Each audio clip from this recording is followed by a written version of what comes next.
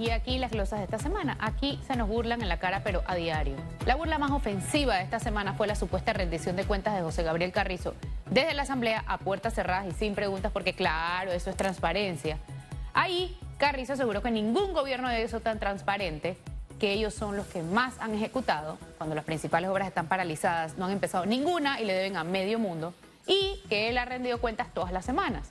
Publicó gráficas que no decían absolutamente nada. Eso no es rendir cuentas. Ayer entonces publicaron un folleto incompleto también, porque solamente el 10% de esos números están en Panamá Compra. Ah, no, pero Carlos García dice que se les fue la mano en transparencia.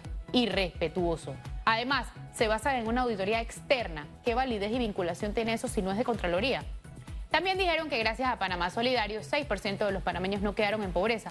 Esas cifras, ¿como de dónde sale? Y los de clase media, que ya no lo son. Y los bonos que no llegaron. Y a diferencia de lo que dijo Mezquita, no son críticas menores. Ah, y dicen que Presidencia redujo su planilla cuando solo trasladaron funcionarios. Al contrario, el gobierno ha subido la planilla en 6%. Y para acabar, dijo que no aplicaron el estado de urgencia para no afectar la inversión extranjera porque suspendía las garantías fundamentales. No tenían que suspenderse todas, solo algunas. Como las que, sin aplicar el artículo, nos suspendieron de hecho. Digan la verdad, no querían someterse al chantaje de la Asamblea. Eso hasta se entendería. Casualmente, el mismo día que Carrizo rinde su informe, la Corte, que renunció a su rol para alinearse al Ejecutivo, legitima el abuso declarando constitucionales los toques de queda. Digno el salvamento de voto de Fábrega, Russo y Arrocha. Pero lo dicho, los ciudadanos estamos desprotegidos. Estas cosas son las que aumentan la desconfianza y alejan la inversión extranjera. Y no entiendo. Por un lado, el gobierno impulsa o dice impulsar la economía, hasta crea entidades para atraer inversiones.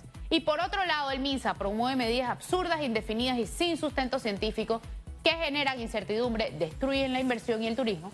La Corte, como vimos, se niega a proteger las garantías fundamentales y el Legislativo usurpa funciones del Legislativo, con la creación de otro bono más, por ejemplo, y destruye el valor de la empresa privada, que es la que genera empleos, puertos, bancos, escuelas, con discursos discriminatorios que solamente alejan a los extranjeros que podrían salvar nuestra economía. Esta falta de alineación no es que va a salirnos cara, es que no la vamos a poder pagar.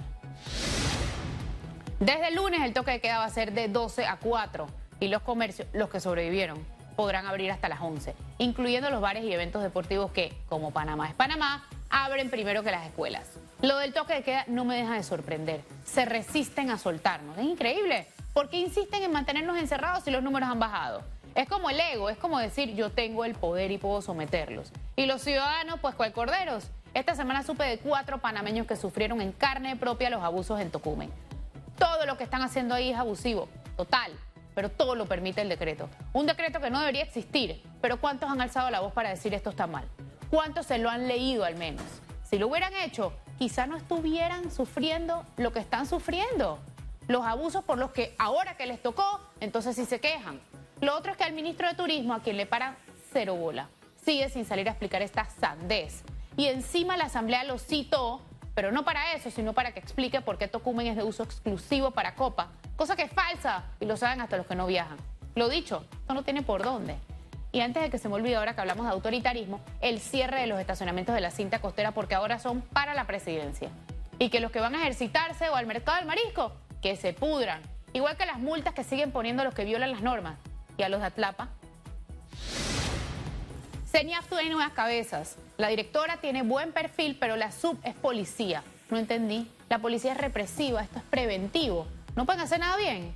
Y mientras tanto, Carla García sigue sacando las pelotas de la lotería, las balotas de la lotería, de lo más tranquila.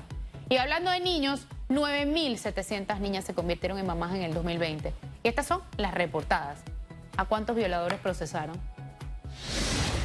Y bueno, las clases semipresenciales van a arrancar en junio. No solamente lejísimos, tomando en cuenta que los números han bajado, que hay 1.384 escuelas desconectadas de internet y que en teoría tienen ya 19 escuelas listas, sino confuso porque solamente es voluntario para los niños, también es voluntario para los profesores. ¿Y de qué sirve que vayan los niños sin docente? Ya dijo la viceministra que el docente que no va no lo van a votar. ¿En qué otro trabajo en el mundo, aparte del gobierno, pasa eso? Chincho Rocar les decía que el que no iba no cobraba y lo cumplía. Y yo no me imagino a Gerardo Solís con sus cálculos políticos poniendo orden, si anda ocupado inventando bobadas como jueves de refrendo. Lo otro es que, ¿qué lógica tiene vacunar a los docentes y también a los directivos de cada escuela? Todo esto antes que a los enfermos crónicos. Pero bueno, habrá que ver si ahora sí quieren volver los docentes o van a poner aún más exigencias, porque para eso sí son creativos. Ya se presentó la vista fiscal de Odebrecht, la investigación más importante de corrupción en Panamá y la región, que tocó a 3 gobiernos y destruyó nuestra institucionalidad. No entendí por qué la vista fiscal habla de una recuperación de 49 millones y en la web dice que fueron más de 400. Pero bueno, ojalá el judicial le dé la celeridad, presupuesto e importancia que el caso requiere. Va a tocar presionar, porque si no ya saben, ¿no? Y también se presentó la segunda vista fiscal patrimonial del caso SAP. Y digo segunda porque tras la primera, en la que se hablaba de una lesión de 9.3 millones, el Tribunal de Cuentas pidió complementarla y la nueva vista establece una lesión, pero por la mitad. Y la explicación que da la Fiscalía de Cuentas es que hubo componentes del software que la empresa sí entregó, pero el software no servía. Es como comprar un carro y que te lo entreguen por partes y sin el motor. No lo puedes usar. Entonces, ¿por qué es que hay que hacerles el descuento? Les digo. Eso sí, Caraballo me tiene gratamente sorprendida destrancando los casos. Me parece terrible que hayan contratado a una empresa inhabilitada para contratar con la ACP por deshonestidad. Pero por otro lado tiene contra las cuerdas a Martinelli llegando a acuerdos de delación con Raimundo y todo el mundo. Ya no son solamente Francolini y Henry Misrachi, sino Carretero y Pipo Virsi, que hay que decirlo, está muy viejo para lo ingenuo que dice ser. Firmó 64.8 millones sin leer, claro. Por cierto, Martinelli presentó un juicio ejecutivo contra EPASA, un juicio amarillo, o sea, contra él mismo, para ejecutar los bienes de su compañía. En otras palabras, se autoembarga y cuando el gobierno, que es su nuevo socio, llega, no hay nada. Se la sabe todas, les digo. Pero lo peor no es eso, sino que los jueces lo permiten y la ciudadanía guarda silencio. Ahí está el señor, feliz porque soltaron a Chichido Barrio, su siguiente delator. Miren la fiesta que tuvo anoche. Y claro, lo soltaron cortesía de sus diputados, que nunca ratificaron el tratado de extradición con Italia. Ya no sé si hacen peor cuando trabajan o cuando no trabajan. Ahí está Benicio diciendo que el que cuenta es él, negándose a verificar los votos de un cuestionable traslado de partida. Muy lejos los hemos dejado llegar. Hablando de Martinelli, mientras él inscribe su partido, Rómulo hace jornadas de inscripción. El domingo tiene una. Interesante cómo aumenta su membresía sin su fundador. El eslogan sigue siendo "lo bueno vuelve". Yo no sé desde hace cuántos años eso ya está pasando en teoría. Eso sí, quiero pensar que Rómulo está siendo tan tibio en sus opiniones porque está trabajando arduamente en las inscripciones y no por algo más. Porque aquí, donde abundan los escándalos, hasta sin querer se puede ser un buen opositor. Ahí es que esforzarse por no serlo. Y de Martinelli, qué risa ver a sus abogados quejarse de que son víctimas de intimidación, estigma y difamación. Ellos, el cinismo. Y hablando de partidos, ya el nuevo partido torrijista revolucionario pidió permiso al Tribunal Electoral para empezar a recoger sus firmas. Los directivos no salen ni en Google. Lo interesante es saber quién está detrás de estos inconformes.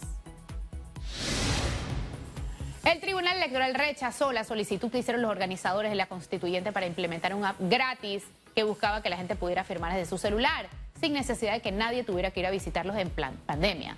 La excusa fue que se puede manipular la voluntad de las personas a través de las redes. ¿Qué es eso? ¿Y qué tiene que ver con el app?